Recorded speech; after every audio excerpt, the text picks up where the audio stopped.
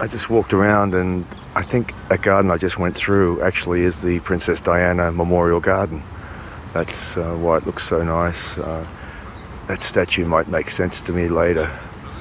It could be something to do with Diana of the Hunt, I don't know. But I just walked around and found a sign pointing to the Princess Diana Garden, and that must have been it. I just wandered into it. So, yeah, you find things by accident, then work out what they are later. This is pretty too.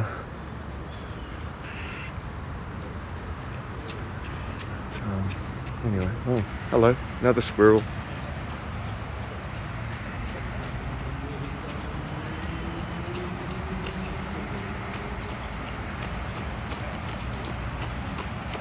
Right.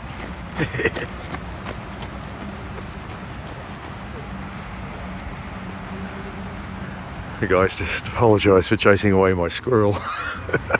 Oh, interfering with the shot anyway. It's alright.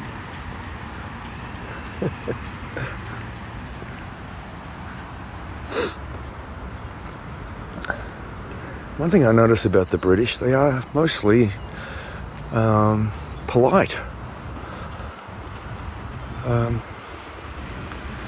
Most of the ones have been very helpful to me, like the guy at the railway station. They helped me to get a weekly ticket instead of the one that they gave me that would have expired, and I would have had to top up all the time. And just generally, I don't know, they're helpful. There's less type A personalities than in Sydney, definitely. For a bigger city, I mean, even when the tube was crowded yesterday, nobody was rude or pushing or, they seem to be quite civilised and typical of the story that Trevor told on the bus the other day about the using the underground during the war, and they closed it at, 10 o'clock at night, was it? And wouldn't let people in to shelter from the bombs. So people just bought the cheapest ticket they could earlier in the day and all went there early and just stayed the night and refused to leave. Typically British. They didn't get up and protest and with banners and placards and yelling and screaming and killing and all that sort of stuff. They just calmly bought tickets early in the day and went there and refused to leave. Just typically British.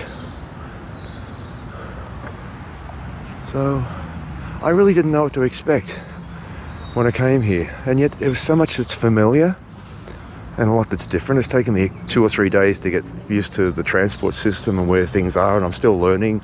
I'm still getting lost, learning where not to go, especially early in the morning, where the homeless and the beggars and those sorts are. That only took a day. I've never felt threatened by anyone. I haven't walked late at night through here or anything, but I like it. I like it. They talk funny. Some of them. I'm not quite sure what the accents were. I think Welsh or something. Apparently the Welsh and the English have the same kind of relationship that the Aussies and the Kiwis have. A mutual animosity, but kind of half-hearted and light-hearted. Take the piss out of each other, to be crude. But similar. I guess you always have to have someone that you take the piss out of. Even if it's Sydney and Melbourne or whatever.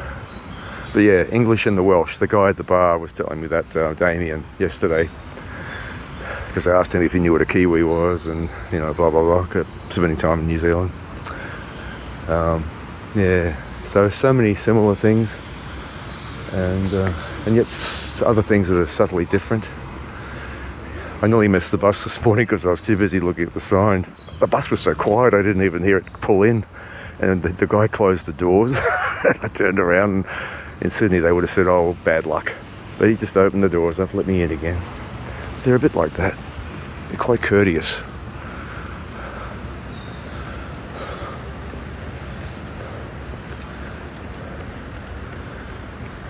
So, all in all, interesting.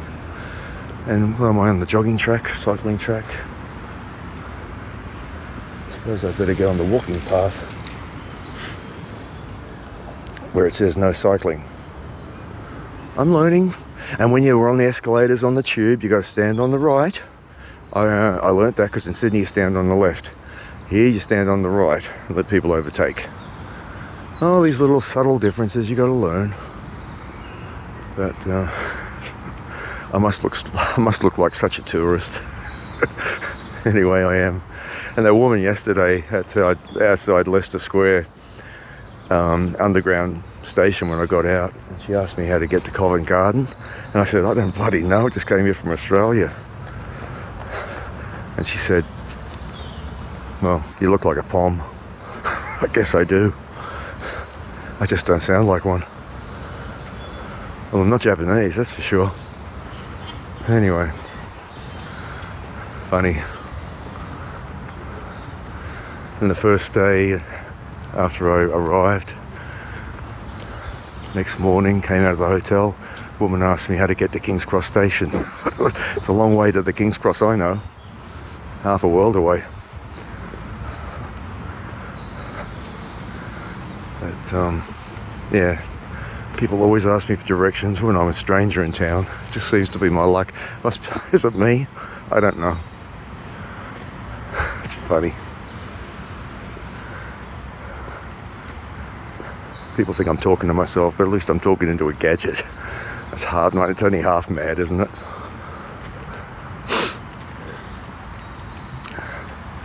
Anyway, that's about all for Hyde Park, I think.